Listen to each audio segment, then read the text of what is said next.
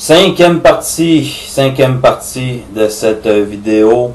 Green Giant de Make Toys. On poursuit avec Excavator 61, de son vrai nom, génération 1, Scavenger. Scavenger qui, dans la navette Autobot, dans le film Transformers de 1986, assassine Prowl, l'un de mes Autobots favoris.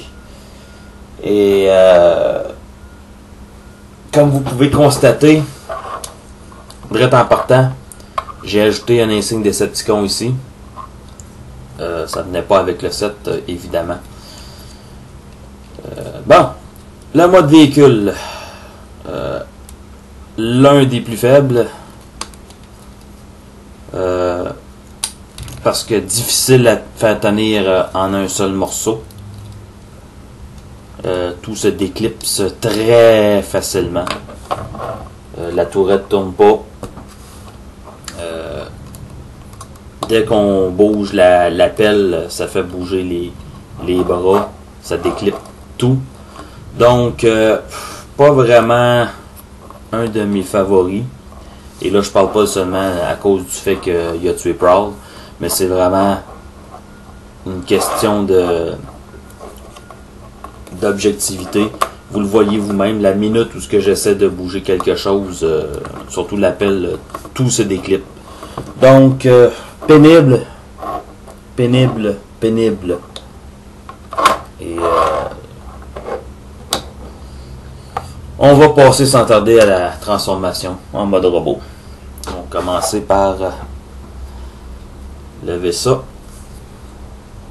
Angle droit. On va séparer ça. On va prendre cette partie ici, la clipper en place. Et ensuite, on va voir ça comme ça.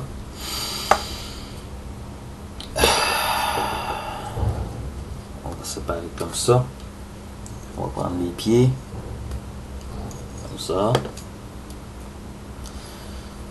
On a ensuite à tourner les chevilles comme ça. Et ces parties ici vont servir de talons. On répète de ce côté-ci. On va étirer. Non, pas vrai. On va juste déconnecter. Comme ça. Et on va remonter ces parties-là vers le haut, comme ça. Vous l'entendez clipper. On va tourner. Celui-là refuse de rester en place. Ou plutôt, c'est celui-là. C'est bon. Comme ça. Ensuite, on va détacher ça comme ça. On va rabattre le bras comme ça. On va abaisser et tourner le poignet. On va faire la même opération de l'autre côté. Comme ça.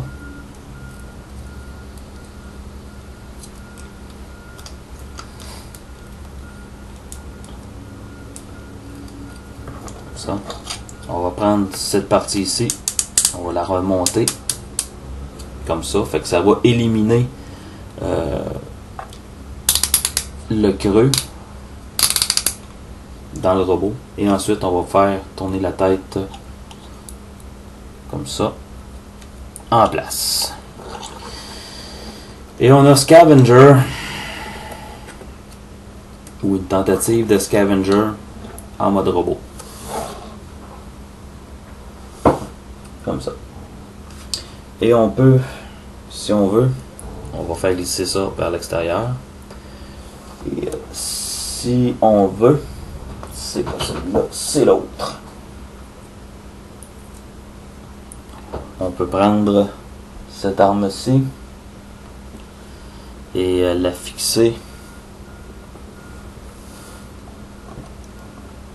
juste ici. Ça, son avant-bras pour faire un canon à armes. Donc, mode robot plutôt faible, ça aussi. Je veux dire, ben franchement, c'est un des robots que j'aime le moins du set. Plus je le regarde et plus je trouve que c'est du gros n'importe quoi. Ah, j'ai réussi à faire tenir celui-là, finalement. Donc, la tête, une de mes moins préférées.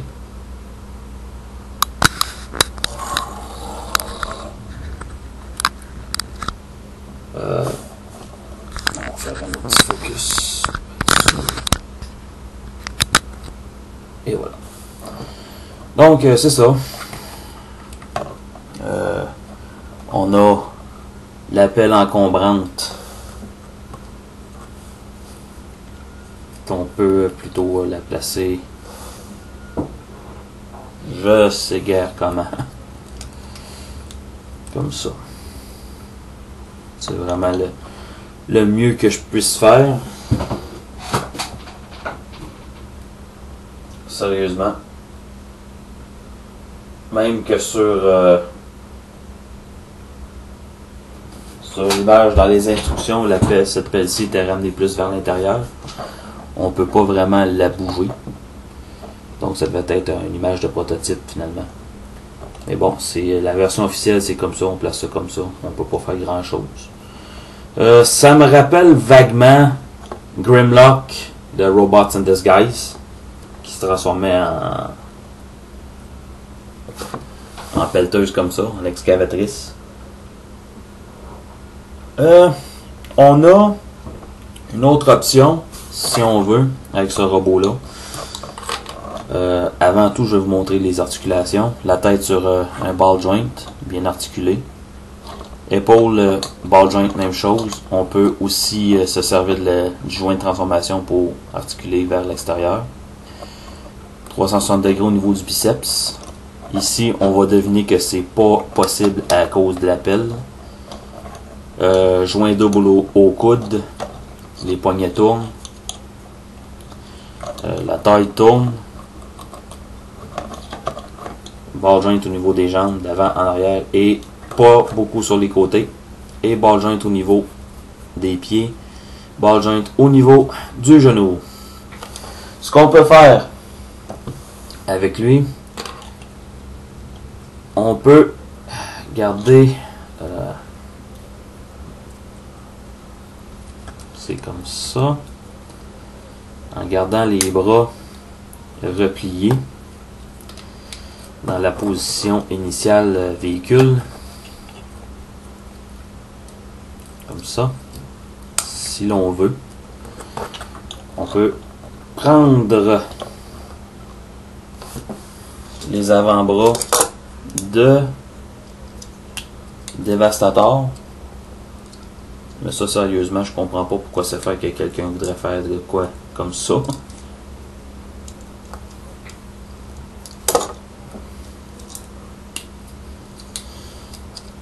Pour faire une espèce de mode de power-up, si on veut.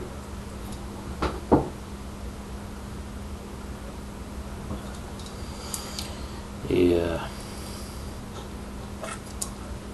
il y a une façon supposément d'installer. Là, je vois vraiment pas comment. Les instructions sont vraiment pas claires à ce sujet-là. Ah, ok. On a de chaque côté des pins comme ça. Il suffit de les insérer à l'intérieur des points. Comme ça. Même chose de l'autre côté. Très difficile parce que je l'ai jamais fait tellement je trouvais que c'était ridicule, mais je le fais pour vous, je me sacrifie. Et maintenant on a Scavenger avec des bras ridiculement, des avant-bras ridiculement gros pour faire un genre d'espèce de Popeye Decepticon. C'est pas quelque chose que je vous recommande de faire plus qu'il faut. Parce que les pins sont tellement grosses, les trous des mains tellement serrés que ça peut finir par rendre les trous des mains lousses. Et ça peut finir par rendre impossible la tenue d'une arme quelconque. Pour la fusion en mode bras finalement. Encore une fois, on retransforme en mode véhicule.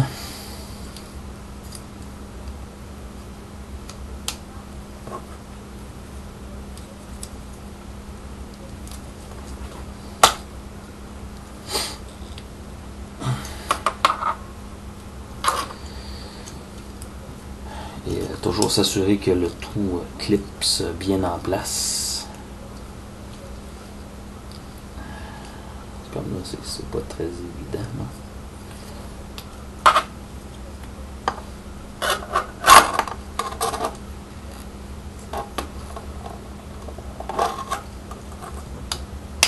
Et voilà.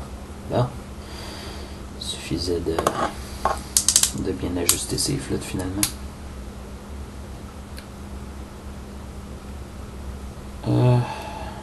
Ensuite, on tourne comme ça.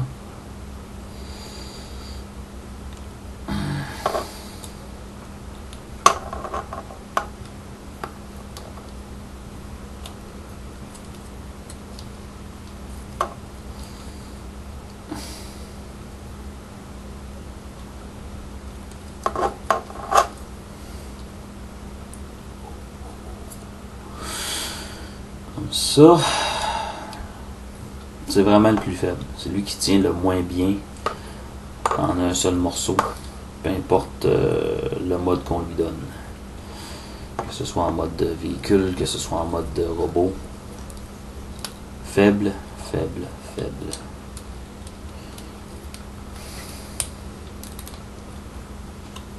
À date, c'est vraiment celui qui est le moins bien fait de tout le set. Ensuite,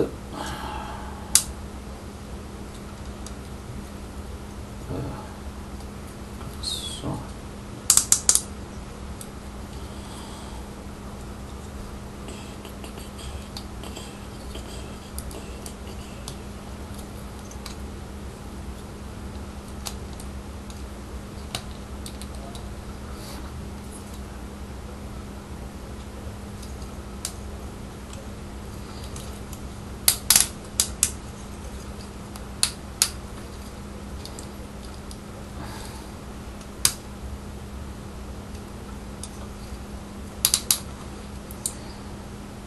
Et